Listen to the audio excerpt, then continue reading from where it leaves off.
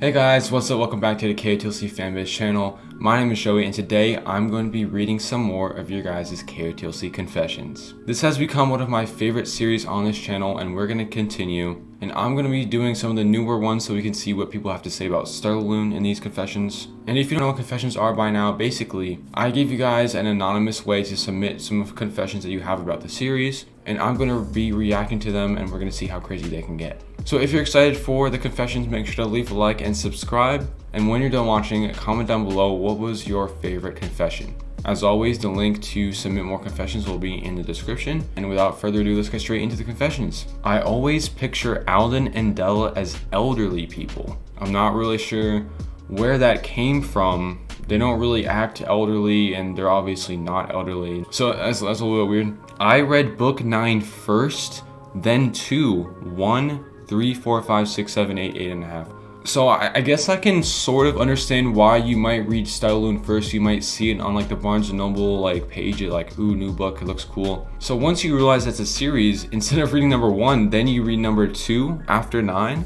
Like the first thing makes sense, but that doesn't even make sense to me, so I don't know what happened there. Elves being almost immortal makes the series kind of boring, and I think the elves should always be pointy. That's not a bad idea, but then it would be really weird. Like the whole thing with Sophie wouldn't even work because she would have been born with ears that are pointy and the doctors wouldn't even know what to do with her. So, and I agree with the elves being immortal. I don't really think it makes it boring. It just like raises a lot of questions, like how is their population not like gigantic? So I don't know. I don't want a book 10 cliffhanger forever. So you want it just to be done, like that's it. Like we just get this Elysian character and we're not going to find out who they are, what they want. I don't know what to say. I mean, I can't agree with that.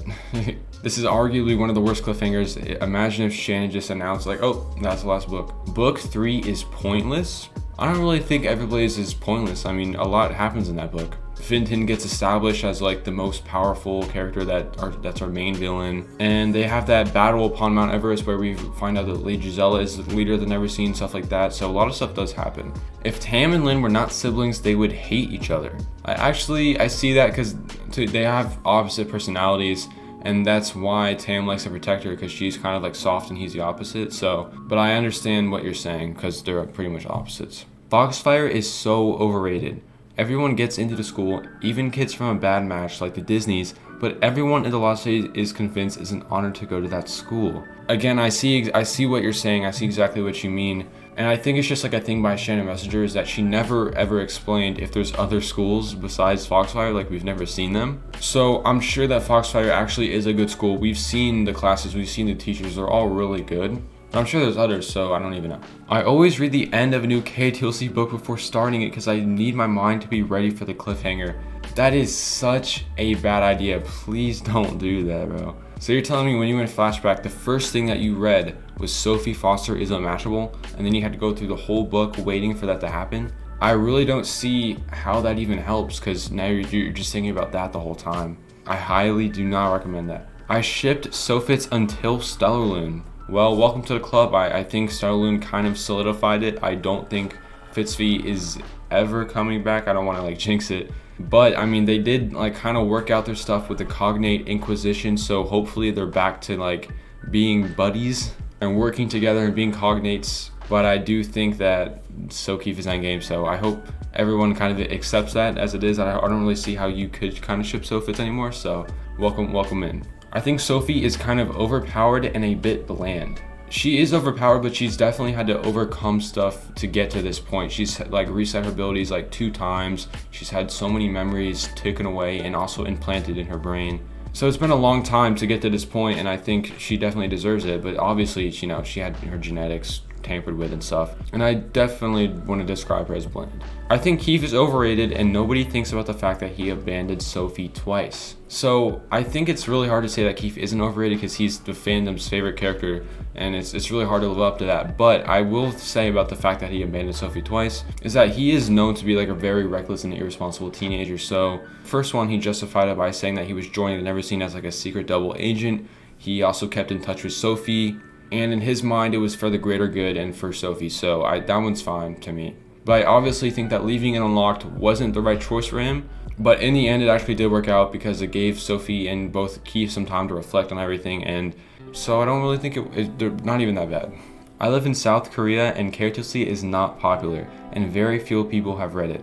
I read it when I was in Switzerland. But I'm so addicted and into the series that all of my classmates and teachers know this book, the plot, and the characters, and I taught them to ship Sokeef. When I read one of my books in front of them, they're like, Sokeef, Sokeef. They are more dedicated to Sokeef than hating Sofits than I am. Literally, I am making KotLC popular in my school. Thank you so much for sharing that story. I'm so glad that you did because I kind of did this, this is when I first started reading KotLC in 5th grade. I used to give my first KotLC book to like other people and I had them read it and I made them ship Sokeef too. I'm not even gonna like lie. So thank you so much for that confession. That's my favorite so far. I don't like any of the book covers. I mean, unless you like really don't like the art style or something, I really don't know how you can say you don't like the covers especially if you're talking about stuff like Exile or Stellarlune. Because if you take a look at all the covers, you know, you have like really complex covers like Stellarlune is, a lot of colors, and then you have some more laid back covers like Exile. I personally love every single cover. They're all so like, even though I've seen them a million times, they're still really good to me, so I love them. I hate Marika so much. I don't know where that came from. You know, she might not be the most likable character. She's kind of like part of that like Cena's little gang and they're like gossiping and stuff, but like I don't know why it goes that far. Fitz doesn't look like Fitz in the Lodestar cover. I legit thought it was a new character. No hate to the artist, but I couldn't tell. I literally had to Google it to make sure it's actually him.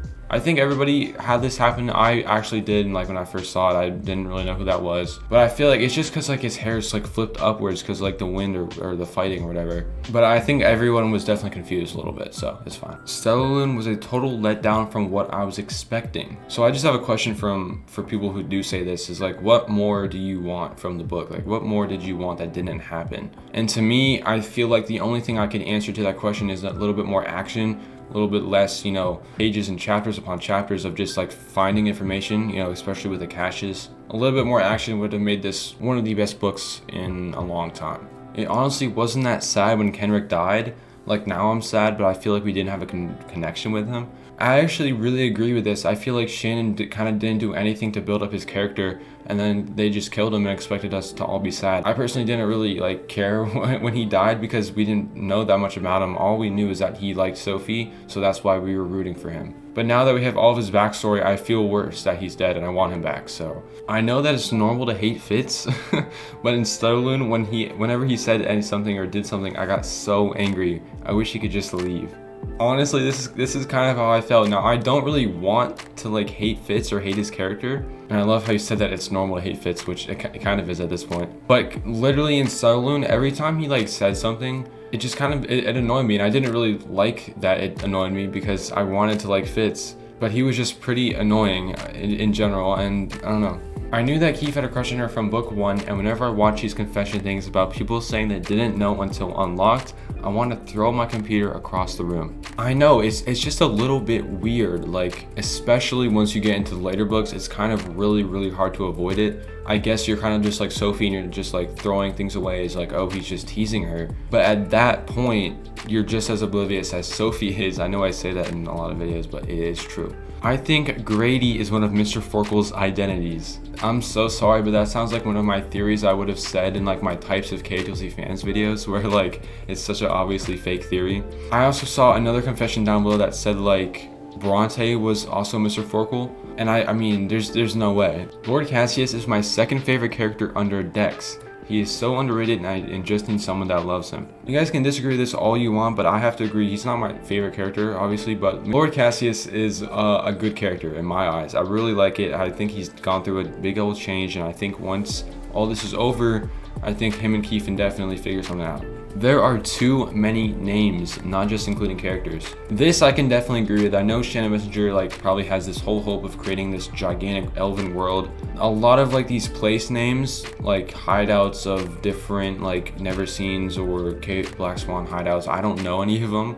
Like all like the stars and like the elements that they've created. So I definitely agree. I think it's really hard to keep up, and there's only going to be more. She's only going to keep adding them. The climax in Lodestar was very underwhelming. I think it was like really good, especially if you like consider the fact that it was foreshadowed a lot. I think it was Gethin who was like building up his mental concentration underneath Luminaria, and he even said that he was gonna like hurt somebody with like his sword that was in his cell. Eve came back, the whole thing came down, Mr. Forkle died. It's just, I think it was a very, one of the best climaxes. It's one of the best climaxes actually in my opinion, so I really have to disagree. I don't ship Sophitz or Sokeef. They both get on my nerves. This is a totally valid opinion, so nice. It feels like Shannon bent the story in order to make Sokeef canon. That is a really interesting take, and I'm curious to hear more, like what specific examples, because like I think Shannon has said many times that she doesn't ship like Sokeef or Sophitz. She does what Sophie does, so like what's best for her character. So I think Sokeef is just naturally how the story progressed, and I'm not really sure where Shannon would bend the story in order to make it happen. Alright, this is going to be the last confession. As much as I love Sokeef, I honestly found Stellarlune kind of boring. I feel like other than Sokeef becoming canon, nothing really happened.